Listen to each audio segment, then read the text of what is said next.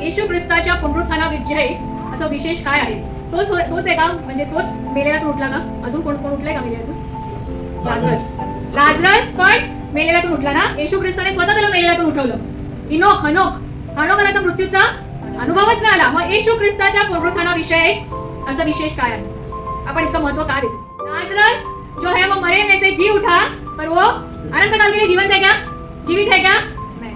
जो है ते काय झालाय? तो परत मेला. पण येशू ख्रिस्त जो जिवंत झाला तो अनंत काळासाठी जीवन झालेला आहे ना. लाजरस मेलेल्यातून उठला परंतु तो पुन्हा मेला. येशू ख्रिस्त मेलेल्यातून उठला म्हणून त्याला काय म्हटलेलं आहे? प्रथम फळ. मेलेल्यातून उठल्यांचा प्रथम फळ ना. लाजरस पण उठला मेलेल्यातून, पण त्याला प्रथम फळ का म्हटले नाहीये? कारण तो पुन्हा मेला आणि पुन्हा जेव्हा पुनरुत्थान होईल तेव्हा तो अनंत काळासाठी उठवला जाईल. पण अनंत काळामधील मधला प्रथम फळ जो आहे तो कोण आहे? तर येशू ख्रिस्त आहे ना. हनोकाला तर मरणाचा अनुभवच नाही आला, पण हनोकाच्या न मेल्याने आपल्याला अनंत काळाच्या जीवनाची आशा मिळते का? ना.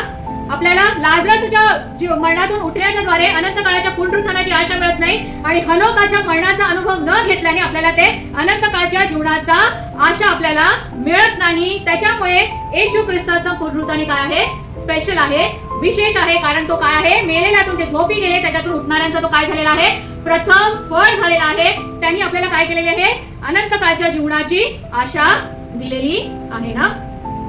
योहान 11:25. येशू ख्रिस्त तिला काय म्हणतो? पुनरुत्थान व जीवन मीच आहे. जो माझ्यावर विश्वास ठेवतो तो मेला असला तरी जगेल. आणि तो लाजरसला हाक मारतो आणि तो काय होतो? मृतातून जिवंत होतो.